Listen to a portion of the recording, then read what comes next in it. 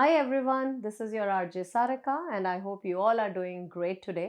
And मेरे साथ इस टाइम पे है Mona Mahangi ji from insurance industry. Mona ji, how are you doing today? Very good Sarika, thank Mona you. जी, पहली बात तो मैं ये ज़रूर कहना चाहूँगी कि अगर हम कनाडा की बात करते हैं, अपनी इस हम्म, कंट्री की, जहाँ पे हम इतने सारे सालों से रहते हैं, हम्म, आई थिंक इंश्योरेंस एक ऐसा वर्ड है जो हमारे दिन में कम से कम 10 बार यूज़ होता होगा. Would you agree? बिल्कुल बिल्कुल बिल्कुल। अच्छा, इंश्योरेंस की जब हम बात करते हैं, इंश्योरेंस इज़ नॉट जस्ट किसी एक चीज़ को लेके. अच्छा हम्म, देखिए, बैक होम में इंश्योरेंस की इतनी शायद इम्पोर्टेंस नहीं है. हम्म, यहाँ पे तो अगर आप गाड़ी को भी सड़क पे लाना चाहते हैं या आप हम्म, अगर घर खरीदते हैं, क्लोजिंग से पहले जब तक इंश्योरेंस नहीं है, तो हम वो वाले काम भी यहाँ अपने कंप्लीट कंप्लीट नहीं नहीं कर होंगे। सकते हैं. हम्म, और क्योंकि ऐसा मुझे लगता है कि इतना हम लोग यहाँ पे पैदा नहीं हुए हैं, हमारी हम्म, रूट्स बहुत ज़्यादा कहीं और हैं.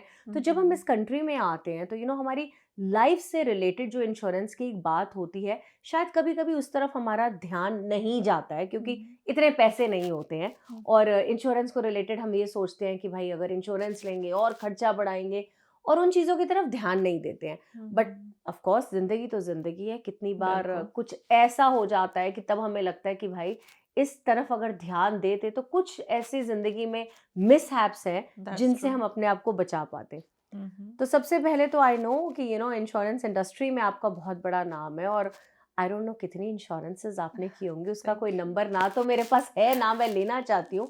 बट सबसे पहले ये पूछना चाहूंगी कि किस तरीके के लोग हैं यहाँ पे जो जनरली आपको इंश्योरेंस के लिए अप्रोच करते हैं? बिल्कुल Sarika, most of the time पहले तो ये कहूँगी कि हाँ, बिल्कुल आपने ठीक बात कही कि यहाँ पर इंश्योरेंस के बिना हमारे कुछ कंप्लीशन नहीं हो पाता। ट्रू. पर ये भी ज़रूर है कि इस चीज़ का भी ज़रूर सोचें हम कि जब हम कार लेते हैं, कार क्या है 40-50 हज़ार की, 80 हज़ार, 1 लाख। सही बात है. घर क्या है 2 लाख, 4 लाख से शुरू होते थे पुराने ज़माने में। तो आज की डेट में 500,000, मिलियन, 1.5 मिलियन। जी. पर अगर एक पर्सन की बात करें, एक कोई भी पर्सन है, मेल है, फीमेल है, जनरली आप सोचें कि वो अपनी लाइफ टाइम में जब वो 20s प्लस होते हैं, 65 की एज तक कितना पैसा कमाते होंगे? सही, बिल्कुल मिलियंस सही. Of dollars. बिल्कुल सही. सो यही चीज़ है कि हम उसकी वैल्यू को नहीं देख पाते कि कार की क्या वैल्यू है, घर की क्या वैल्यू है, पर वहाँ पर मैंडेटरी है। तो इसलिए सही. हम वहाँ पर चले जाते हैं, हमें वो कंप्लीशन करना पड़ता है। पर लाइफ का हम सोचते हैं कि चलो कल देख लेंगे, कोई बात नहीं। पर ये नहीं पता कि कल किसने देख कल लिया, किसने देखा उस है? चीज़ की भी गारंटी नहीं है। बिल्कुल सही बात. सो ये है ज़रूर। पर मैं कहूँगी कि thanks to social media, thanks to radio, and thanks to you as well, क्योंकि आपकी वजह से ही बहुत बार हमारी कम्युनिटी में जो है, जी. जो अवेयरनेस है उसमें बहुत ज़्यादा फ़र्क पड़ा है। अच्छा. मैं अगर आज से 10-15 साल पहले की बात करूँ तो उस टाइम पर इंश्योरेंस थोड़ा लोग सोचते थे लेने के टाइम अच्छा. पर आज की डेट में they are very much aware of कि इसकी क्या इम्पोर्टेंस है, जी. क्या हमारी इम्पोर्टेंस है इस टाइम पर, हमारी खुद की इम्पोर्टेंस क्या है फैमिली के सो लिए। ट्रू. सो उस चीज़ को बहुत चेंजेस आई हैं वैसे तो अब तक। पर फिर भी डेफिनेटली हमारी पूरी कोशिश होती है कि हम फिर भी अपना मैसेज जो है कम्युनिटी को ज़रूर कन्वे करें, जी. ताकि ये अवेयरनेस बढ़ती रहे। कोई कोई फैमिली जो इस टाइम पर अनप्रोटेक्टेड है, ज़रूर वो इंश्योरेंस लेकर अपने आप को प्रोटेक्ट करें। बाकी ये है कि डेफिनेटली थैंक्स, मैंने जैसे कहा कि आपका एंड मीडिया का, क्योंकि इस टाइम पर क्लाइंट्स की अगर बात करें तो इस टाइम पर 18 प्लस से लेकर 85 की एज तक के पर्सन जो हैं कॉल्स कर रहे हैं। अच्छा. एंड इवन कि अगर हम इंश्योर्ड जो पर्सन्स हैं उनकी बात करें, तो मेरे इस तरह के क्लाइंट्स भी हैं जो यहाँ पर विजिटर वीज़ा पर हैं। उनकी एज जो है 104 105 है। वाओ! एंड देयर आर 3 और 4 क्लाइंट्स जो इस टाइम पर विद इन कनाडा हैं विजिटर इंश्योरेंस पर, क्या बात जो है! 100 प्लस है। क्या बात है! क्या बात है! तो यहीं से अब मेरे मन में एक सवाल आया है, हम्म, मोना जी, जैसे कि आप कह रही हैं कि विज़िटर वीज़ा की, विज़िटर इंश्योरेंस की जैसे आपने बात की, हम्म, तो पहले तो मैं ऐज को पकड़ती हूँ यहाँ पे. हम्म, 100 से ऊपर तो क्या इसमें कोई मतलब लोगों के लिए ऐज लिमिट होती है या hmm. How does that go? पहले एज लिमिट होती थी। अच्छा. Most of the time companies काफ़ी 90 या 95 तक, तो उसके ऊपर हमें भी चैलेंजिंग आता था पुराने टाइम पर, राइट, अगर 10 से राइट, राइट, 15 साल पहले की बात करें। पर इस टाइम पर कंपनीज ने देखा, क्योंकि मॉर्टेलिटी रेट्स डेफिनेटली बढ़ रहे हैं। Of course. डेफिनेटली ये ज़रूर है कि हेल्थ अगर देखिए, persons are not that much healthy कि जी, पुराने ज़माने के कंपैरेटिवली। पर ये है कि एडवांसमेंट के कारण, मेडिकल एडवांसमेंट के कारण people are living longer. True, तो उसके कारण ये है कि हाँ, इस टाइम पर एज लिमिट कुछ नहीं है कि 100 प्लस हैं, 110 प्लस हैं, जी, 115 की एज है, क्या बात है। Person can get insured. There is no limit at all. But that is really nice, you know. या देखिए कैसे चीज़ें बदल रही हैं। हम्म। बट क्या कुछ ऐसे भी लोग होते होंगे, या मैं मानती हूँ कि काफ़ी लोगों का ऐसा मानना है, देखिए जैसे विजिटर की हम इस टाइम बात कर रहे हैं, हम्म। कि आप किसी कंट्री में आए हैं, यहाँ पे आए हैं विजिटर वीज़ा पे, तो बहुत लोगों की ऐसी धारणा होती है कि अरे क्या करनी है इंश्योरेंस लेके, क्या फ़र्क पड़ रहा है। और अच्छे खासे वो कहते हैं ना, हेल्दी आए हैं, इसी तरीके से 5-6-7 महीने रहेंगे या साल रहेंगे और बिल्कुल। वापस चला जाएंगे। तो ऐसी सिचुएशन में क्या होता है कि लोग जनरली ऐसा सोचते हैं कि विजिटर वीज़ा इंश्योरेंस लेनी चाहिए, या अगर ना लेने की वजह से ये पूछूं कि अगर कुछ हो जाता है तो उस केस में क्या होता है? बिल्कुल, कई बार एक आधे केस में ऐसी सिचुएशंस आ जाती हैं कि पर्सन को लगता है कि हम तो बिल्कुल हेल्दी हैं, कोई हेल्थ इशू नहीं है, हमें इंश्योरेंस की नहीं ज़रूरत पड़ेगी। जी, पर बेसिकली देखा जाए कि हमारी फैमिलीज़ को ये देखना चाहिए कि जो यहाँ पर घूमने आया है, वो बैक होम इंडिया या पाकिस्तान के कंपैरेटिवली यहाँ पर रिस्क फैक्टर बढ़ जाता है। अच्छा, रीज़न क्या है कि एक तो आपका एनवायरनमेंट चेंज हो गया, एटमॉस्फेयर चेंज हो गया, आपको सही, लगता है कि आप हेल्दी एनवायरनमेंट में आए हैं, पर ये भी देखिए कि वहाँ पर हम गर्म हैं, यहाँ पर यस, विंटर मोस्टली हमारा यहाँ पर कोल्ड एनवायरनमेंट है। जी, सो ये चीज़ें फ़र्क डालती हैं। दूसरी चीज़ ये है कि बहुत सारा घूमना-फिरना, गेट टुगेदर्स, और वी हैव सीन कि इस तरह के भी क्लेम्स आए हैं कि विज़िटर के मेरे, कि जिन्होंने कहा था कि हमारे पेरेंट्स को कभी भी कुछ नहीं हुआ, एंड उनके घर की ही फैमिली की पार्टी के बाद just the very next day the person called the ambulance oh because my of God, heart pain. Oh my and God. Right way उन्होंने हॉस्पिटल लेकर गए, वहाँ पर स्टंट डाले गए। सो ये तरह इस तरह की conditions very normal to hear these days. I think जो आप कह रही हैं मुझे उससे यही लग रहा है कि क्योंकि जैसे आप एक नई कंट्री में आते हैं, लाइफस्टाइल एकदम से चेंज हो गया, बिल्कुल। एनवायरनमेंट चेंज हो गया, क्लाइमेट चेंज हो गया, बिल्कुल। अचानक से पार्टीज में जा रहे हैं, या तो बॉडी कितने गो थ्रू कर रही है चेंजेस में, बिल्कुल। And anything can happen any time. That is true. तो मोना जी, अब ऐसे लोग जब इस सिचुएशन में आ जाते हैं, जैसे हम इस टाइम बात कर रहे हैं, और अगर नहीं है उनके पास इंश्योरेंस, तो क्या होता है? उसमें तो ये है कि they are taking all that risk on themselves. अच्छा, मैं कहूँगी कि कपल ऑफ $100 सेव करके वो हज़ारों का, लाखों का कई बार अपने ऊपर लाइबिलिटी ले लेते हैं, क्योंकि जो भी एक्सपेंस है हॉस्पिटल का, हाँ, इस टाइम पर हम कनाडा में हैं, ये नहीं होगा कि वो ट्रीटमेंट नहीं करेंगे, ट्रीटमेंट वो तो कर देंगे। होगा जी। पर ये है कि जिसने स्पॉन्सर किया है उसकी रिस्पॉन्सिबिलिटी है, उसके ओ ऊपर ये वाओ, लाइबिलिटी है। अगर एक दिन भी हॉस्पिटल रहना पड़ा तो $3500 प्लस का एक्सपेंस है, ओ वाओ, जस्ट हॉस्पिटल रहने का। जो प्रोसीजर अलग। हाँ जी, अच्छा, जो प्रोसीजर है वो अलग है, क्या उनको ट्रीटमेंट चाहिए, किस तरह का चाहिए, कोई सर्जरी है, क्या चीज़ है, हुँ, वो ऑन टॉप है इसके ऊपर। तो अच्छा, ये चीज़ है कि हम लोगों ने इस तरह की भी सिचुएशंस देखी हैं लोगों की, जो गोफंडमी जाकर या यस, रेडियोस पर जाकर हेल्प मांगते हैं कि बिल्कुल, लाखों की लाइबिलिटी आ गई है उनके ऊपर। जी, सो मैं कहूँगी कि आप इस तरह की सिचुएशन ही क्यों अकर करने चाहोगे। तो बेटर है कि कपल ऑफ $100 खर्च करके ये लाखों की जो लाइबिलिटी है इंश्योरेंस कंपनी के ऊपर डालो, ताकि कल को किसी भी तरह की सिकनेस होती है, इंजरी होती है, तो आपको भी पीस ऑफ माइंड रहता है जी, कि हमारे पेरेंट्स कवर्ड हैं। सो ये बहुत ज़्यादा ज़रूरी है, क्योंकि हमें लगता है कि वो तो विजिटर आए हैं, वो तो वापस चले जाएंगे। पर सही, जो यहाँ पर पीआर या सिटीज़न जिन्होंने बुलाया है, उस पर्सन की वो मंथली इंस्टॉलमेंट्स बना दी जाती हैं कि यू हैव टू अच्छा। पे। आपको माफ़ नहीं किया जाएगा हॉस्पिटल की तरफ से कि आप इसको वेव ऑफ कर जाओगे, आपको वो पेमेंट्स करनी पड़ती हैं। तो बेसिकली किसी को तो पे करना ही बिल्कुल। इसको पड़ेगा। तो बेसिक अगर आप आ रहे हैं विज़िटर पे, या हम्म। किसी भी यहाँ पे रहने, या किसी भी टाइम फ्रेम के लिए, सो हम्म। बिना इंश्योरेंस का तो ख़ैर हम भी सब जानते हैं कि भई इस कंट्री में वो कहते हैं ना, गति नहीं है। अच्छा, इसी से एक बिल्कुल। मन में और सवाल आया, एक ह्यूमन नेचर होती है कि हम्म। जैसे आप कोई काम कर रहे हैं, और कुछ आप एक चीज़ करते जा रहे हैं, तो आपको जैसे आदत पड़ जाती है। बट हम्म। चलिए, ये इसको ऐसे मैं क्वेश्चन को आपसे पूछना चाहती हूँ, सपोज कोई हर 2-3 साल में विजिटर वीजा पे यहाँ आता है और इंश्योरेंस लेते हैं। अब ऊपर वाले की कहिए उनके ऊपर रहमत कि भाई ठीक ठाक चल रहे हैं, उन्हें कुछ नहीं हो रहा। तो कभी ऐसा कोई आपको कॉल करके कहता है कि मोना जी 4 बार आए, हुआ तो कुछ नहीं, इस बार जरा से इंश्योरेंस छोड़ ही दीजिए, हमें लेनी नहीं है। क्या लोगों का ऐसा कुछ सोचना होता है? एक आधा केस कई बार आ जाता है कि अच्छा। कई बार 4-5 बार आए हैं, कोई ज़रूरत नहीं पड़ी। हम कम इंश्योरेंस ले लें, कवरेज कम ले लें या डिडक्टिबल हाई कर लें। तो मैं ओके। हमेशा यही कहती हूँ कि हाँ, ये ज़रूर है कि आप डिडक्टिबल डाल लीजिए, ताकि अच्छा। ये है कि अगर आपको कुछ हायर अमाउंट का क्लेम आया, जी। तो उसको उस टाइम पर आप उसको क्लेम कर लीजिएगा। अगर वॉक इन क्लिनिक छोटी-मोटी सिकनेस के लिए जाना पड़ा, तो जी। एटलीस्ट वो आप अपनी पॉकेट से $50-100 लगा लगा सकते हो। सकते हैं, बिल्कुल तो सही। डिडक्टिबल से आपको एक तो डिस्काउंटेड रेट मिल जाते हैं, ट्रू। क्योंकि कवरेज अगर रिड्यूस करेंगे, जैसे हम अभी बात कर रहे हैं कि हज़ारों लाखों का कई बार खर्चा आ जाता है।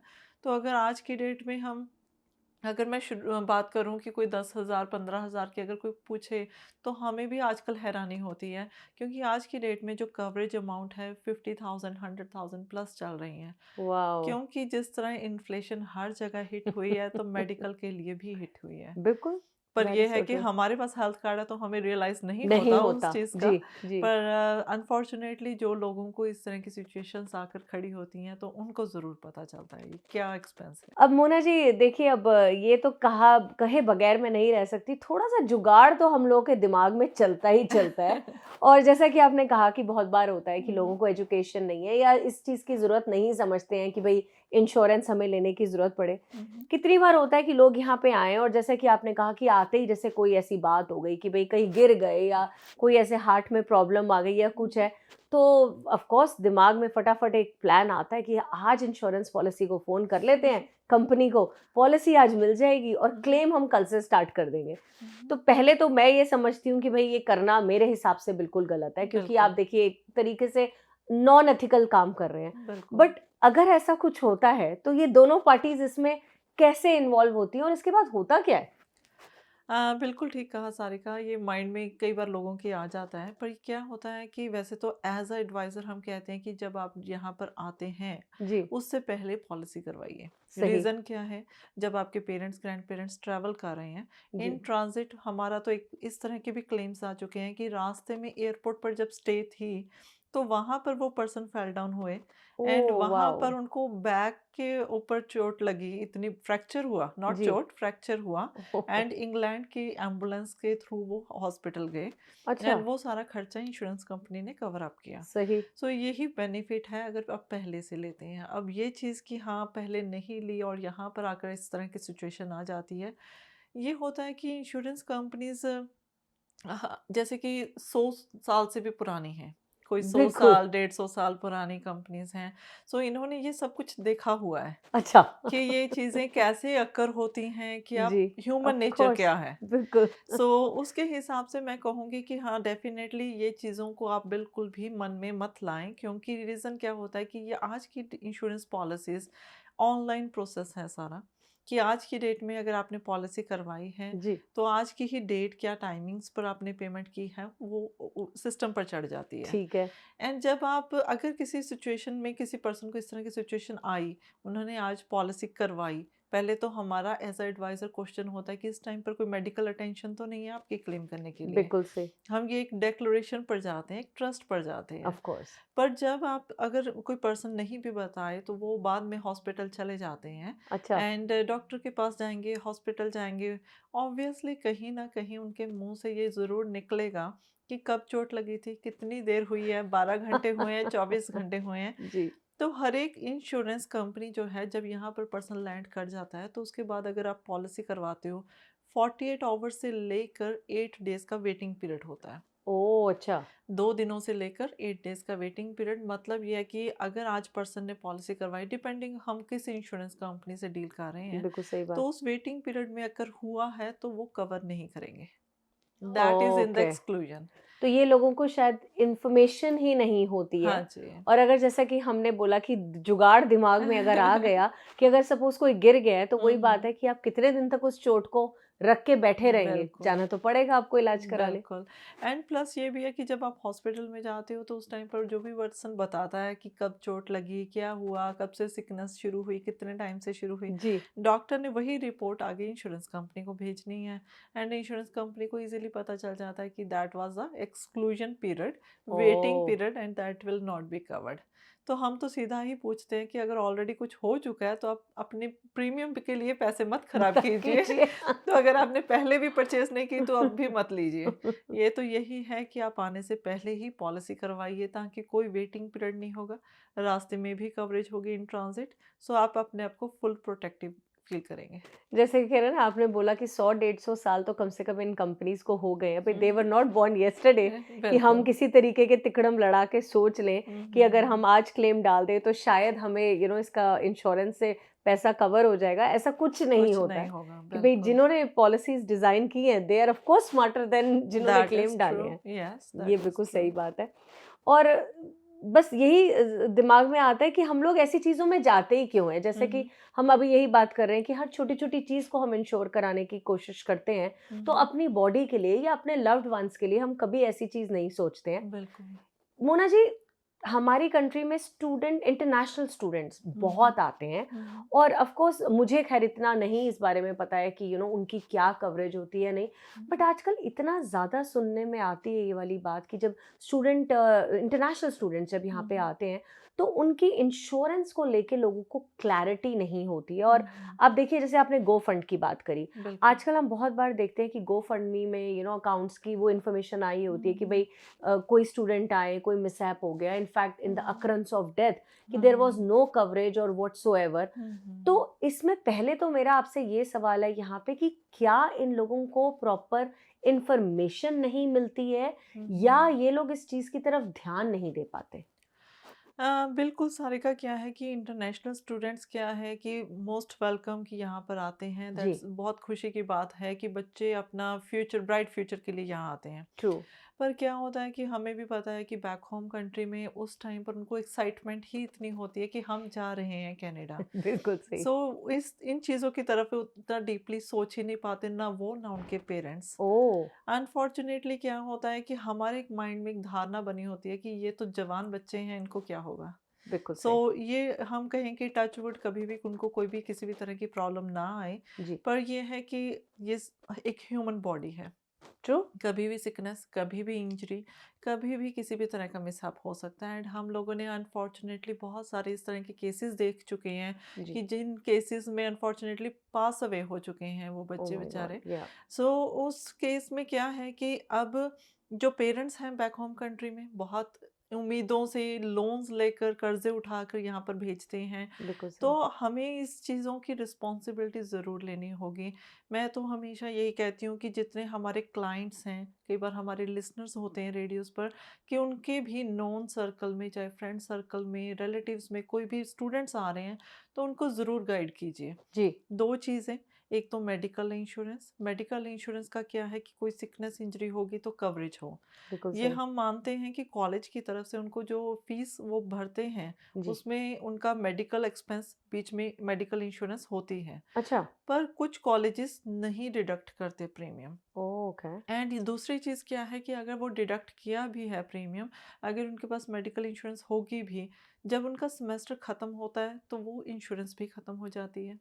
अच्छा। अब 3 महीने, 4 महीने का सेमेस्टर है, 6 महीने का सेमेस्टर है, जो भी जिस तरह की भी स्टडीज़ कर जी। रहा है, तब तक ही वो कवरेज है। जब उनकी छुट्टी हो जाती है, उस टाइम पर उनकी कवरेज ख़त्म हो जाएगी। इस चीज़ को बहुत ध्यान में रखना अच्छा, होगा। ये बात मुझे लगता है कि बहुत लोगों को शायद नहीं हुँ, हुँ। पता कि जब तक सेमेस्टर है तब तक कवरेज है, बट बिल्कुल। ड्यूरिंग द टाइम अगर उनकी छुट्टियां चल रही हैं हुँ, तो हुँ। उनको इस टाइम पे कोई कवरेज ही नहीं है। बिल्कुल, कोई कवरेज नहीं है। दूसरी चीज़ क्या होती है कि यहाँ पर जब बच्चे आते हैं, काफ़ी बार हम लोग देखते हैं कि उनको वो कोर्स ठीक नहीं लगा, वो कॉलेज ठीक नहीं लगा, जी। तो उन्होंने वो कोर्स स्विच कर लिया। जनवरी में सेमेस्टर शुरू होना था पर उनको वो ठीक नहीं लगा, अब जून में होना है। तो जब जून में शुरू होगा जी। सेमेस्टर, तब तक का ये जो क्योंकि वो कॉलेज नहीं जा रहे, उन्होंने छोड़ दिया वो जी। कोर्स, तो ऑब्वियसली उनकी देयर इज इंश्योरेंस नो भी नहीं कवरेज। है। सो ये चीज़ें बहुत ध्यान में रखनी होगी हमें। एंड दूसरी चीज़ मैं कहूँगी कि एज अ स्टूडेंट उनके पास लाइफ इंश्योरेंस ज़रूर करवाएं। जस्ट $12 पर मंथ से पॉलिसीज शुरू हो जाती हैं, wow! Just $12 per month. So at least वो अपने आप को प्रॉपरली प्रोटेक्ट कर सकेंगे। मेडिकल इंश्योरेंस भी ज़रूर हो, ताकि कोई भी मिसहैप होता है तो कवरेज हो। इसी तरह लाइफ इंश्योरेंस भी ज़रूर होनी चाहिए। मोना जी, बहुत इंटरेस्टिंग आपने ये बात बताई, और कि कैसे कवरेज का एक ऐसा टाइम है इन बच्चों के लिए जो शायद इन्हें पता भी नहीं है। तो बिल्कुल। अगर इनके पास ऐसी कोई इन्फॉर्मेशन आ जाती है, या चलिए मानिए इन्होंने कोई इंश्योरेंस ले भी ली, जो इनको सही इंश्योरेंस नहीं मिली, या तो इन्होंने ध्यान नहीं दिया, या किसी भी एजेंट ने उस बात को नहीं सोचा है, उस केस में अगर कुछ टाइम के बाद ये अपनी इंश्योरेंस बंद करा देते हैं, सपोज कि भाई 3-4 महीने इन्होंने इंश्योरेंस कंटिन्यू करी और इन्होंने ये वो इंश्योरेंस बंद करा दी, उस केस के अंदर क्या होता है? वो प्रीमियम्स जो इन्होंने दे रखे हैं, या फिर अगर उस टाइम के बाद इन्हें कुछ हो जाए, किसी भी तरीके की प्रॉब्लम, तो क्या कोई कवरेज इनके पास है, या लेट्स से वो जो इन्होंने प्रीमियम्स दे रखे हैं, they are all just waste for them? बिल्कुल। एक्चुअली क्या होता है कि ये एक इंश्योरेंस कंपनी के ऊपर लायबिलिटी है। अच्छा। अगर हम मेडिकल इंश्योरेंस की बात करते हैं, वो पर डे के हिसाब से कॉस्ट होता है। जी। महीना का महीना भी नहीं, पर डे के हिसाब से कॉस्ट होगा। ओह! सो उसमें ये चीज़ आ जाती है, जितने दिनों की आप प्रीमियम पे करते हो तब तक कवर्ड हो। अगर एक दिन भी ऊपर हो गया, उसके बाद आपके पास कव प्रीमियम नहीं पे किया हुआ, तो कवरेज भी नहीं होगी। ये चीज़ हमें पूरी ध्यान में रखनी होगी, क्योंकि इंश्योरेंस कंपनीज़ भी अपनी लायबिलिटी को उसी तरह रखेंगी कि जितना कम लायबिलिटी उनके बिल्कुल सही। ऊपर हो। सो दूसरी चीज़ ये है कि अगर लाइफ इंश्योरेंस है, तो अगर उनका एक बार प्रीमियम नहीं गया, तो 30 डेज़ का ग्रेस पीरियड होता है। अच्छा। तो in between that grace period, God forbids अगर कुछ हो जाता है, तो डेफिनेटली कंपनी 100% कवर करती है। अच्छा। सो ये चीज़ें हमें ध्यान में रखनी होगी कि हमारा प्रीमियम कब जा रहा है, क्योंकि अगर एक बार प्रीमियम मेडिकल इंश्योरेंस जो है स्पेसिफिकली, उसका जो है मेडिकल इंश्योरेंस पर डे के हिसाब से कॉस्ट है। अगर आपकी 25 जून तक आपका प्रीमियम गया, तो 25 जी। जून रात को ओह! 12 बजे के बाद पॉलिसी इट ख़त्म इज़ हो नल एंड जाएगी। वॉइड।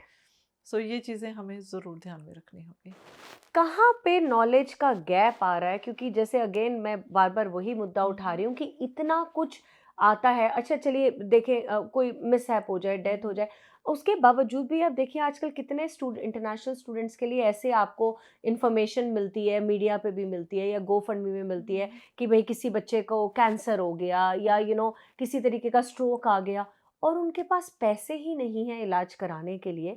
ये कहाँ पे मोना जी गैप आ रहा है? कि क्या इनके साथ कुछ ऐसा पास्ट में एक्सपीरियंस हुआ है जिसकी वजह से ये नहीं लेते हैं इंश्योरेंस, या कहाँ पे ऐसी प्रॉब्लम है कि जिसकी वजह से इनका ध्यान इस तरफ जाता नहीं है? और इनफैक्ट आपसे पूछूंगी कि किस तरीके की एडवाइस इनको देनी चाहिए कि भाई this is something very mandatory for them.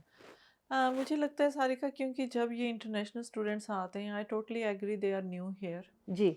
बहुत सारी रिस्पॉन्सिबिलिटीज़, 18+ हम लोगों ने देखा, 18+ बच्चे यहाँ आ जाते हैं।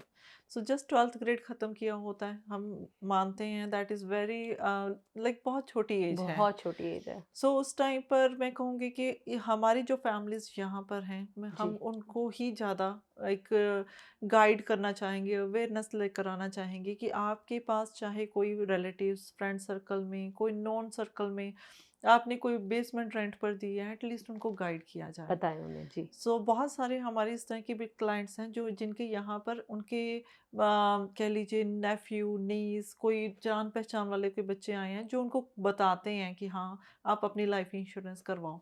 एंड हमें आती हैं कॉल्स इस तरह अच्छा। की भी। जी। एंड वो जिसमें ये कह देते हैं कि प्रीमियम कम से कम रखिएगा, बच्चा अभी नहीं आया है। अच्छा। पर that the main motive is that कि उसको बच्चे को आज की डेट में कवर किया कवरेज जाए। मिलना चाहिए। जब वो पीआर हो जाएँगे, जब उन ये सेटल यहाँ हो जाएँगे, तो ईज़िली उन पॉलिसीज़ को मनी बैक पॉलिसी में कन्वर्ट करना है, किस तरह की पॉलिसीज़ लेना चाहते हैं, किसी भी तरह की चेंजेस की जा सकती हैं। जी। आई टोटली एग्री, गैप है, पर ये गैप यही है कि हम खुद as a citizen, as a Canadian citizens हैं, या कोई भी पर्सन है इस टाइम पर, एक रिस्पॉन्सिबिलिटी लें, एक कह लीजिए कि हमारी एक कम्युनिटी है जो बढ़ रही है बिल्कुल। यहाँ पर। बिल्कुल। तो उनका, अगर हम चाहते हैं कि उनका एक ब्राइट फ्यूचर हो, अच्छी तरफ वो ग्रो करें, तो इतना थोड़ा-सा हमें भी स्टेप अप लेना होगा कि उनको गाइड करें हर एक पर्सन जो भी हमारे नॉन सर्कल में है, ताकि बिल्कुल। वो हर एक पर्सन प्रॉपरली प्रोटेक्टेड हो। एंड ये मत भूलिए कि उनके जो पेरेंट्स हैं, बहुत सारी उम्मीदें, बहुत सारे लोन्स उनके ऊपर होते हैं, बिल्कुल ताकि सही उनको बात। कवर किया जा सके। मोना जी, हम बात जब इंटरनेशनल स्टूडेंट्स की करते हैं, कितनी हम्म, बार ऐसा बातें सुनने को आती हैं फैमिली फ्रेंड से कि कितनी बार ऑफ कोर्स किसी कंट्री में आप नए हैं, आप इतना हम्म, नहीं जानते हैं, तो इन बच्चों को शायद कितनी बार ऐसी कोई गलत इन्फॉर्मेशन मिल जाती है, या वो कुछ किस ऐसी पॉलिसीज़ में उलझ जाते हैं जहाँ पे हम्म, उन्हें खुद कुछ टाइम के बाद रियलाइज़ होता है कि भई इन पॉलिसीज़ का उनको कोई फ़ायदा नहीं है, और हम्म, 5, 6, 7, 8 महीने निकल गए, सपोज़ $100-100 हर महीने के दे दिए हैं उन्होंने, हम्म, $700-700 उनके खर्च हो गए हैं, जो ऑफ कोर्स एक नए बच्चे के लिए बिल्कुल। बहुत सारी मनी है। हम्म, एंड देन होता क्या है कि उनको नज़र आता है कि भई ये तो कुछ गलत, हमने किसी पॉलिसी में अपने आप को एनरोल कर लिया है। हम्म, पॉलिसीज़ वो बीच में अपनी बंद करा देते हैं, पैसे उनको उसके मिलते नहीं हैं, एंड आई थिंक उसके बाद वो दोबारा इस तरफ रुख ही नहीं करते हैं। हम्म। यहाँ पे आप क्या एडवाइस देंगी कि as a ethical insurance agent, कि दोनों तरफ का क्या रोल होना चाहिए कि हम अपनी सोसाइटी को ऐसी चीज़ों से बचा पाएँ?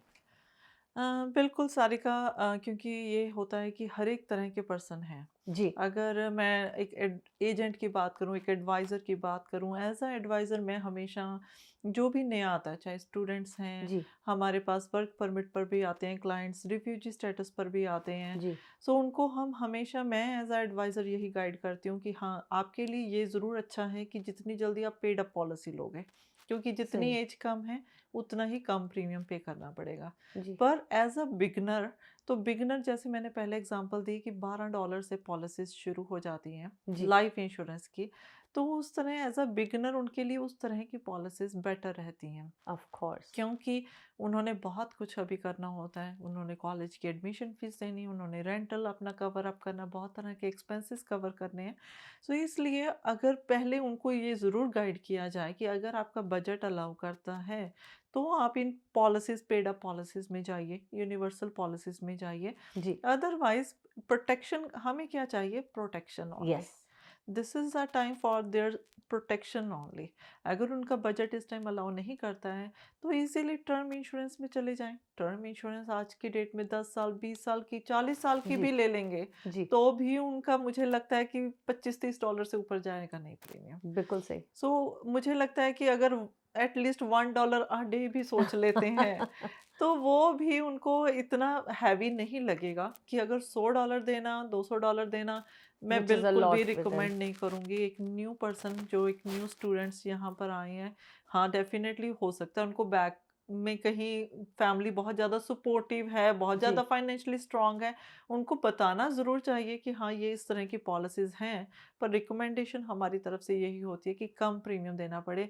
बाकी ये है कि हाँ, जब भी हमारे इस तरह स्टूडेंट्स करवाते हैं, अगर आपको, मैं तो हमेशा कहती हूँ कि कोई भी डाउट है, विदाउट ऑब्लिगेशन, विदाउट एनी कोई फीस भी चार्ज नहीं की जाती है। आपने अपनी पॉलिसीज़ रिव्यू करवानी है, जी, उसको कैंसल करवाने से पहले एक बार रिव्यू करवा लीजिए, रिव्यू कराएँ। ताकि उसमें कुछ भी अल्टरनेट अगर हो सकता है, तो डेफ़िनेटली उनको प्रॉपर गाइड किया जाएगा। पर मोना जी, अगर ऐसे टाइम पे बच्चे पॉलिसी, जैसे आपने कहा कि बिना हुँ, रिव्यू हुँ। कराए कैंसल करा हुँ, देते हैं, हुँ, हुँ, हुँ। तो यहाँ पे आप उनके लिए कोई एडवाइस या मैसेज देना चाहेंगे कि ठीक है, कभी उनके साथ कोई ऐसा बैड एक्सपीरियंस हो गया, हुँ, हुँ। तो क्या इसे कैंसल कराने की बजाय उन्हें कोई और राउट पहले ज़रूर ले लेना चाहिए? उसको कैंसल करवाने से पहले डेफ़िनेटली एक बार रिव्यू जब करते हैं, तो उसी पॉलिसी को हम टर्म में लेकर जाना चाहते हैं, उसी पॉलिसी का प्रीमियम कम करना चाहते हैं, वो हो सकता है। अच्छा, वो ऑप्शंस हैं हाँ जी, अवेलेबल। जी, बिल्कुल, क्योंकि अगर वो उस पॉलिसी को कैंसल करवाते हैं, वो प्रीमियम वापस नहीं आएगा। जैसे कि मैंने पहले बताया कि इंश्योरेंस कंपनीज़ का क्या होता है कि आप जब पॉलिसी लेते हैं, अगर आपने लाइफ इंश्योरेंस करवाई करवाई है, तो आपके पास उस टाइम पर राइट टू एग्ज़ामिन होते हैं, कुछ दिन जी, होते हैं, डिपेंडिंग किस कंपनी के साथ आप डील कर रहे हैं। जी। 10 डेज़ से लेकर 60 डेज़ तक का पॉलिसी राइट टू एग्ज़ामिन होता है, ओह कि वाह! अगर उस टाइम पर आप कैंसल करवाते हो, आपका 100% प्रीमियम वापस हो जाएगा। जी। पर अगर 7-8 महीने निकल गए हैं, साल निकल गया है, तो बेटर आप एक बार रिव्यू करवाइए, एक सेकंड ओपिनियन लेना। जी। क्योंकि जब आपने इतने महीने, इतने साल प्रीमियम पे कर दिए, एक सेकंड ओपिनियन ज़रूर लें, उसके बाद स्टेप अप करें। पर येस, हाँ, ये ज़रूर है, अनफॉर्चुनेटली इंश्योरेंस कंपनीज़ वो प्रीमियम नहीं वापस करेंगी इतनी देर के बाद। सो अगर कोई भी ऐसे आपके साथ बात हो चुकी है, तो कम से कम एक बार आप रिव्यू कर लीजिए, हम्म। या किसी से एक, जैसे आपने कहा कि सेकंड ऑप्शन ले लीजिए। बिल्कुल। क्योंकि फिर होता क्या है, वो कहते हैं ना कि दोनों के मन में खटास आएगी। बच्चों ने वो पैसे अगर उन्होंने अगर वेस्ट कर दिए हैं, उन्होंने उसके बाद इंश्योरेंस की तरफ जाना नहीं है दोबारा, और अगर वाकई में उसके बाद उनको कोई प्रॉब्लम आती है, यस। तो फिर देखिए वही वाली सिचुएशन, वो कहते हैं ना 360 वाली बात घूम के आ गई, कि या अब उनके पास कवरेज नहीं है और अब दोबारा उनके लिए प्रॉब्लम ही प्रॉब्लम है। एब्सोल्युटली, एंड हम वो बिल्कुल भी नहीं चाहेंगे। हम यही कहेंगे कि स्टूडेंट्स हैं, चाहे हमारी फैमिलीज़ हैं, जी, किसी भी तरह की कोई उनको इस तरह की माइंड में कंसर्न्स हैं, कभी लगता है कि पॉलिसी में हम प्रीमियम ज़्यादा पे कर रहे हैं, क्या ऑप्शंस हैं, डेफिनेटली एक सेकंड ओपिनियन के लिए हमारी तरफ से हम हमेशा यही कहते हैं कि कोई भी आपको एक्स्ट्रा चार्जेस नहीं होंगे, कोई जी, ऑब्लिगेशन नहीं होगी कि आपको पॉलिसी ही परचेज आउट करनी होगी। ईज़िली हम रिव्यू करके आपको ये बताएँगे कि इसमें है क्या है।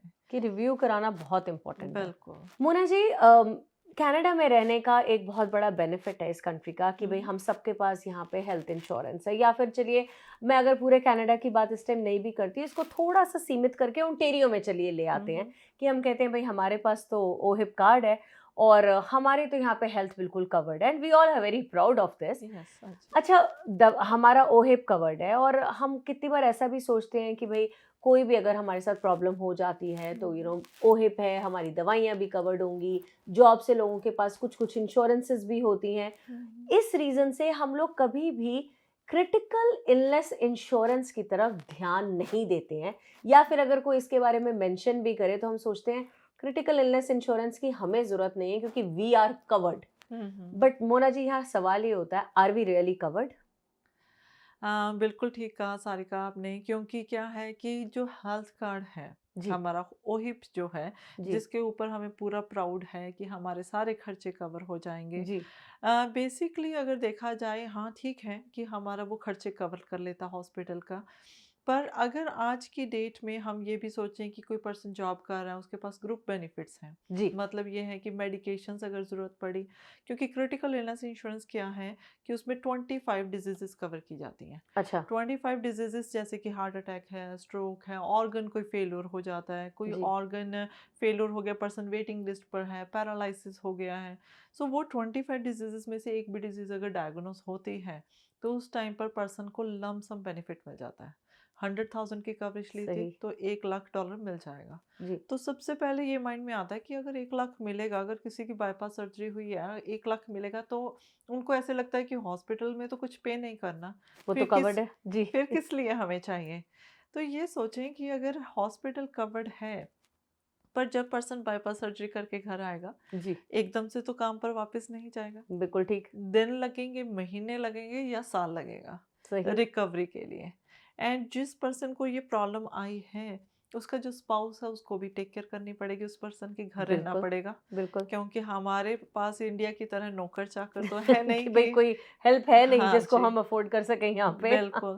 और सो चलिए, अफोर्ड की क्या बात है मोना जी, आई थिंक हमारी सोसाइटी में ये सिस्टम ही नहीं है, हुँ, हुँ। ऐसी कोई फैसिलिटी है ही नहीं यहाँ पे। बिल्कुल। जी, सो इस टाइम पर हम पूरी तरह इंडिपेंडेंट हैं कि हाँ, हमारे पास इस तरह की कोई हेल्प है नहीं है। जी, सो इसलिए क्या होता है कि जब पर्सन इस तरह की सिचुएशन में है, काम पर नहीं जा पा रहे, जी, इनकम अर्न नहीं हो रही है, तो सबसे पहले तो यहाँ पर हमें सोचना होगा कि हमारे जो मॉर्गेजेस हैं, बिल्स हैं, वो किसने पे करने हैं। बिल्कुल सही, उसके लिए हमें क्रिटिकल इलनेस इंश्योरेंस का अगर 100,000 वो मिल जाएगा, कि बेनिफिट अमाउंट जो है, चाहे 50,000 है, 100,000 है, जितने की भी व्हिचएवर, ये कवरेज हम जी, लोगों ने जी, ली थी, वो टैक्स फ्री अमाउंट मिल जाती है।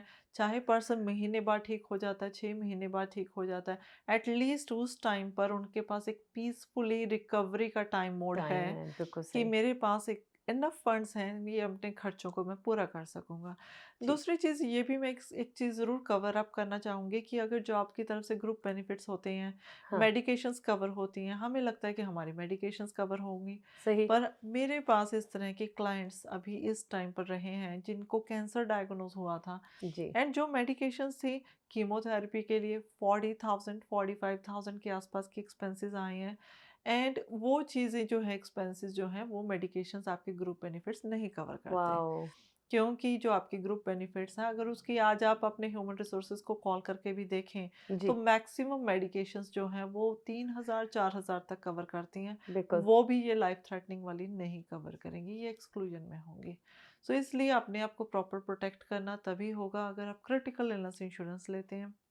स्पेशली इसमें काफ़ी अच्छी पॉलिसीज़ हैं जिसमें कि 100% रिटर्न ऑफ प्रीमियम भी अवेलेबल है। अच्छा, अगर क्लेम नहीं भी आया तो भी आपकी रिटायरमेंट के लिए सेविंग्स हो जाएँगी। बिल्कुल सही तो बात। एटलीस्ट अगर नहीं क्लेम आया, जितनी पेमेंट्स की होती हैं वो वापस आ जाती हैं रिटायरमेंट की as per.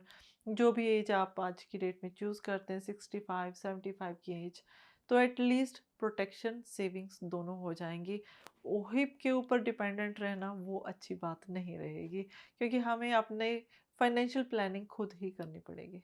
That is so true. और देखिए क्रिटिकल इलनेस इंश्योरेंस के बारे में हम हमेशा ये बात करते हैं मोना जी कि बहुत सारे लोगों को इसके बेनिफिट्स के बारे में पता ही नहीं है। बिल्कुल। और जैसा कि अब हमारी ह्यूमन नेचर है, हम लोग यही सोचते हैं कि भाई यंग एज में हमें कभी कोई प्रॉब्लम नहीं होगी बिकॉज वी आर वेरी कहते हैं ना हेल्दी एंड बिल्कुल। सेफ। बट अगर यंग एज में स्पेसिफिकली ये वाली प्रॉब्लम हो जाए मोना जी, आई हुँ। थिंक इसकी ज़रूरत यंग एज में और ज़्यादा ज़रूरत पड़ती है क्योंकि रिस्पॉन्सिबिलिटीज़ और ज़्यादा है हमारे ऊपर। बिल्कुल, रिस्पॉन्सिबिलिटीज़ ज़्यादा हैं एंड प्लस अगर मैं इस टाइम पर बताऊँ कि रिसेंटली जो मेरा क्लेम आया कैंसर का, शी इज़ अ फीमेल अच्छा। एंड उनकी age unfortunately she is 27 oh only. Wow. And हम कई बार सोचते भी नहीं हैं कि इस यंगर उहुँ, एज में इस तरह बिल्कुल, की सिचुएशन, एंड हम हम समझ सकते हैं कि इस टाइम पर कैसी लाइफ में चेंजेस, किस तरह की बिल्कुल। लाइफ उस टाइम स्टार्ट करनी होती हैं। एंड इस तरह की अगर सिचुएशन आ जाती है तो बहुत ही एक मुझे लगता है कि उस टाइम पर खुद भी पर्सन काफ़ी डिप्रेसिव हो जाता है एंड बिल्कुल, फैमिली भी। पर हाँ, ये ज़रूर है कि पर्सन रिकवर कर रहा है। हाँ, उनके पास क्रिटिकल इलनेस इंश्योरेंस थी, तो जी, एटलीस्ट उनके पास फाइनेंशियल सपोर्ट रही है।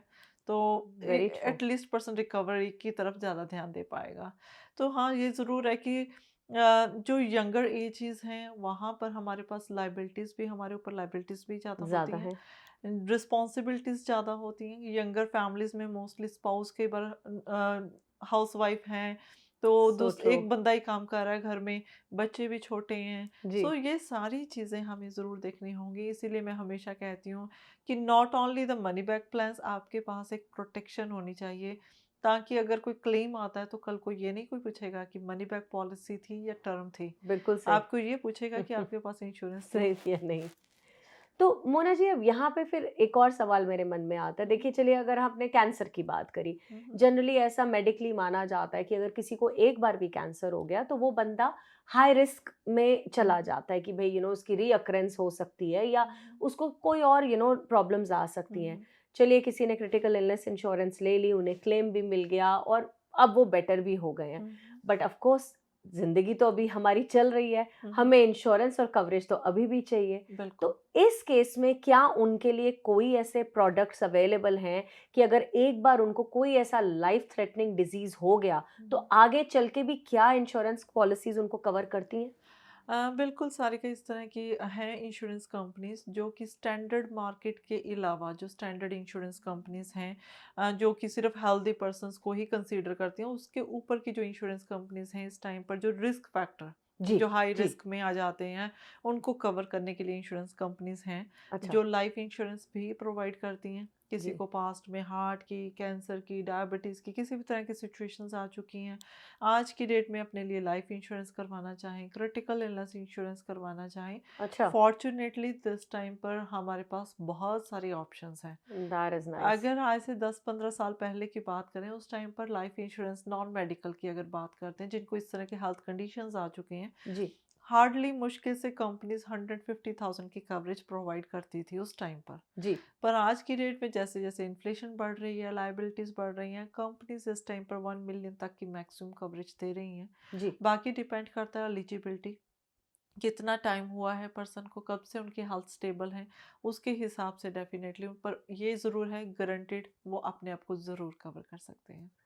But that is something very nice. देखिए मोना हुँ, जी हुँ। कितना हम इंश्योरेंस पॉलिसीज़ के बारे में जैसे बात सुनते हैं या हम सोचते हैं, there is so many products जिनको हमने कभी अनफ़ोल्ड ही नहीं किया, बिल्कुल। कभी समझा ही नहीं कि उनके क्या बेनिफिट्स हो सकते हुँ, हैं। हुँ। और वही वाली बात जैसे कहते हैं कि अगर किसी के घर में कोई भी प्रॉब्लम हो जाए, कुछ भी हो जाए, सबसे पहला सवाल मन में क्या आता है, भाई कवर्ड थे इंश्योरेंस या नहीं थे, बिल्कुल इंश्योरेंस है या नहीं है? That is really true. तभी है कि अपने आप को जरूर प्रोटेक्ट करके रखें। नो मैटर ये हमारा क्या स्टेटस है, यहाँ पर इंटरनेशनल स्टूडेंट है, बिल्कुल। Work permit, refugee status, PR, citizen, कोई भी स्टेटस है, insurance is must. Mona ji, बात हम जब विजिटर इंश्योरेंस की ही कर रहे हैं, देखिए आज विजिटर इंश्योरेंस से निकल के कितने सारी बातें दिमाग में आ रही हैं, और ये बातें दिमाग में इसीलिए आ रही हैं क्योंकि आए दिन अपने फ्रेंड्स या फैमिली में हम ये सब देखते हैं। बैक होम से जब भी यहाँ कोई आता है तो एक बार हमारे मन में ये वाली धारणा होती है कि वहाँ पे जो इंश्योरेंस है वो बड़ी सस्ती मिल जाती है। चलिए जी, आप कनाडा जा रहे हैं, इनफैक्ट हम लोग कितनी बार अपने पेरेंट्स को या रिश्तेदारों को कह देते हैं कि भाई तुम्हें वहीं से इंश्योरेंस ले आना, क्योंकि वहाँ पे शायद तुम्हें सस्ती इंश्योरेंस मिल जाएगी। बट वाकई में क्या वो इंश्योरेंस सस्ती है, या मैं ये कहूँ कि अगर आपने इंडिया से या कहीं से भी आप अगर आ रहे हैं वहाँ से इंश्योरेंस लेकर आ रहे हैं, क्या वो यहाँ पे इफेक्टिव है? क्या होता है सारिका, ये ज़रूर है कि वहाँ की इंश्योरेंस सस्ती है। चाहे अच्छा। हम कहें कि ये सोचें कि करेंसी की वजह से कि जी। हाँ, वहाँ पर इंडिया में सस्ती पड़ती है जब आप परचेज़ करते हो। जी। पर नॉट ओनली हमें खाना पूर्ति नहीं करनी है कि बिल्कुल इंश्योरेंस सही। जो है वो ये नहीं है कि हमें खाना पूर्ति कर रहे हैं, हमें उसकी क्वालिटी देखनी पड़ेगी बिल्कुल। कि जब अगर कुछ क्लेम आता है तो कितने हद तक वो स्टैंड कर सकती है आपके पास। बिल्कुल सही। उस टाइम पर अगर क्लेम आता है तो यहाँ पर ऑब्वियसली पहले तो ये है कि हम लोग वैसे इंडिया की इंश्योरेंस कंपनी से डील नहीं करते, तो हमें उनका क्लेम प्रोसेस नहीं पता बिल्कुल भी। बिल्कुल ठीक। तो इसलिए सबसे पहले तो हम ये देखते हैं कि यहाँ पर अगर क्लेम आता है 24 आवर्स यहाँ पर क्लेम डिपार्टमेंट्स अवेलेबल होते हैं अगर जी। कैनेडियन इंश्योरेंस कंपनी है। जी। सबसे पहले हम अपने क्लाइंट्स को यही कहते हैं कि अगर गॉड फॉरबिड्स कुछ भी ज़रूरत पड़ती है तो आप क्लेम डिपार्टमेंट को ज़रूर अपडेट करना राइट वे। एज सुन बिल्कुल एज सही। आप हॉस्पिटल पहुंचता है पर्सन, तभी उनको कॉल ज़रूर की जाए। अब अगर इंडिया की कंपनी है, सबसे पहले तो उनका क्लेम डिपार्टमेंट वहाँ दिन है रात है क्या है, 24 आवर अवेलेबल है या नहीं है, हमें कुछ नहीं पता इसके बारे में। बिल्कुल सही। दूसरी चीज़, मैंने जो मेरे कुछ कपल ऑफ क्लाइंट्स जो इस टाइम पर मेरे साथ जुड़े हुए हैं, जो अपना खुद का एक्सपीरियंस बताते हैं कि प्रीवियस हिस्ट्री में वो अपने पेरेंट्स के लिए इंडिया से इंश्योरेंस पॉलिसी लेते थे। अच्छा। तो उसमें क्या हुआ कि जब जब तो एक बार ली, दो बार इंश्योरेंस ली तो क्लेम नहीं आया, सब कुछ ठीक था, ऑफ अच्छी कोर्स। लगी, जी। सस्ती जी। थी, स्वीट। जी। सो पर जब क्लेम आया देन दे रियलाइज कि it was so hard to claim, क्योंकि वाओ। एक तो ये था कि यहाँ पर उन्होंने सब कुछ पे ऑफ किया पहले, एंड जब पेरेंट्स इंडिया गए तो उन्होंने वहाँ जाकर क्लेम किया, और अच्छा। उसके बाद भी जो पेपर वर्क करने के बाद भी उनको अमाउंट नहीं मिल पाई पूरी। सो ये चीज़ ओह। है कि हाँ, मैं टोटली एग्री करती हूँ कि वहाँ सस्ती मिल जाती है। कई बार हम कंपेयर करते हैं कि कवरेज अमाउंट भी सेम है, इतने पैसे में मिल गई है, पर उसका क्लेम प्रोसेस क्या होगा, इस चीज़ की तरफ ज़रूर ध्यान देना चाहिए। हमारी कैनेडियन गवर्नमेंट ने सुपर वीज़ा इंश्योरेंस क्यों रखी है कि मैंडेटरी कि कैनेडियन इंश्योरेंस कंपनी जी। ही होनी चाहिए। There is a reason behind there. अच्छा। यही चीज़ है कि इंश्योरेंस कहीं भी किसी भी कंट्री से पर्सन लेकर आ जाएगा, पर अगर क्लेम के टाइम पर वो क्लेम पे ऑफ ही नहीं हुआ तो उसका कोई फ़ायदा नहीं है, इट्स नॉट वर्थ। तो मोना जी, यहाँ मेरे मन में ये वाली बात आ रही है कि क्या जैसे बैक होम कहीं से भी अगर आप किसी कंपनी से इंश्योरेंस लेकर आते हैं, are those companies recognised here, या यहाँ पे यहाँ के हॉस्पिटल्स उन कंपनीज के साथ डील ही नहीं करते हैं? यहाँ पर जो हॉस्पिटल्स हैं वो डील नहीं करते हैं एक्चुअली, तो दे यानी कि अगर जो इंसान यहाँ रहता है, अगर उसकी हम्म, फैमिली में कोई इंसान है और उन्होंने बैक होम इंश्योरेंस ले रखी है, हम्म, सो उस बंदे को सब कुछ यहाँ अपफ्रंट पे करना पड़ेगा? खुद पे करना पड़ेगा। और जैसे कि ओह। मैंने पहले बताया कि बाई चांस वो पर्सन पे नहीं कर पाता, अपफ्रंट लम सम जी। अमाउंट नहीं पे करता, हाँ ये ज़रूर है कि कनाडा में है वो ट्रीटमेंट ज़रूर करेंगे, रुकेगी नहीं। कोई जी। पर्सन को इस तरह इस जी। हालात में नहीं छोड़ेंगे। पर यह ज़रूर है कि आपकी वो इंस्टॉलमेंट्स बना दी जाएंगी, जितने भी अमाउंट है वो आपको पे ज़रूर करनी पड़ेंगी। सो इसलिए ये ज़रूर है कि हम इतना ध्यान में रखें कि इंश्योरेंस खाना पूर्ति मत कीजिए, इंश्योरेंस इस तरह की हो बिल्कुल सही। जिसका आपको पता हो कि कल को वो क्लेम पे ऑफ होगा, कि ज़रूरत पड़े तो भई वो इंश्योरेंस आपके काम भी काम आए। आए। और बैक होम से लाए हुए मुझे लगता है इसमें तो और भी बहुत ज़्यादा चीज़ें हैं जो इन्वॉल्व्ड हैं कि अगर हम्म, आपको वापस जाके आपको वो क्लेम फाइल करना है, तो कितना तो आपको पेपर वर्क एक कंट्री से दूसरी कंट्री तक पहुँचाना है, और बिल्कुल। उसके बाद जैसे कि आपने बात की कि कितने पैसे मिलेंगे, हम्म, इसकी कोई कोई गारंटी गारंटी नहीं नहीं है। है।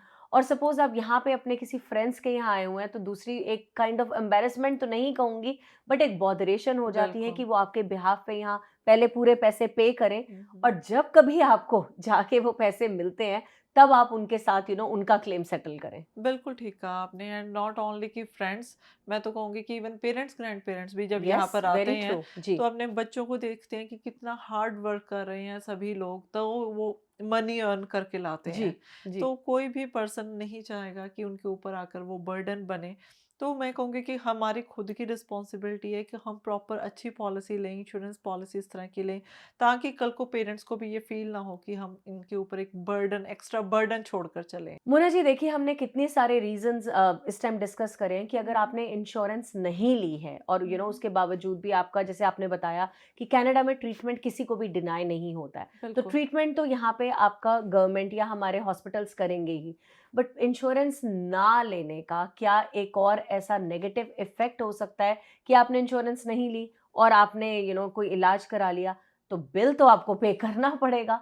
उस केस में अगर कोई इंसान हॉस्पिटल का बिल नहीं पे करता in the lack of insurance, तो उसके क्या रिपरकशंस होते हैं? बिल्कुल सारिका, कई बार हमारे मन में ये होता है कि ये तो पेरेंट्स आए हैं, जी। विजिटर हैं, जी। आए हैं तो चले जाएंगे।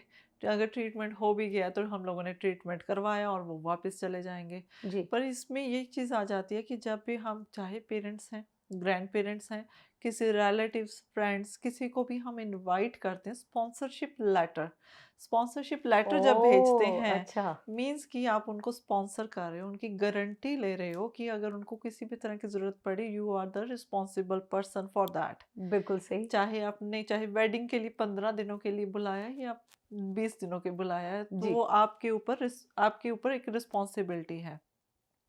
सो इसलिए जब कोई पर्सन यहाँ पर आया, उन्होंने अगर मेडिकल ट्रीटमेंट करवा के वो तो वापस चले गए हैं, लाइबिलिटी। लाइबिलिटी तो उस पर्सन के ऊपर आ गई है। अगर बिल्कुल उन्होंने सही। इंश्योरेंस नहीं करवाई थी, अगर उन्होंने हॉस्पिटल को सोचा कि हाँ, पेमेंट करने की ज़रूरत नहीं है, देखी जाएगी, तो उसमें क्या आता है कि पहले तो हॉस्पिटल की तरफ से लेटर्स आती हैं अच्छा। कि हाँ, आपकी ये पेमेंट ड्यू है। जी।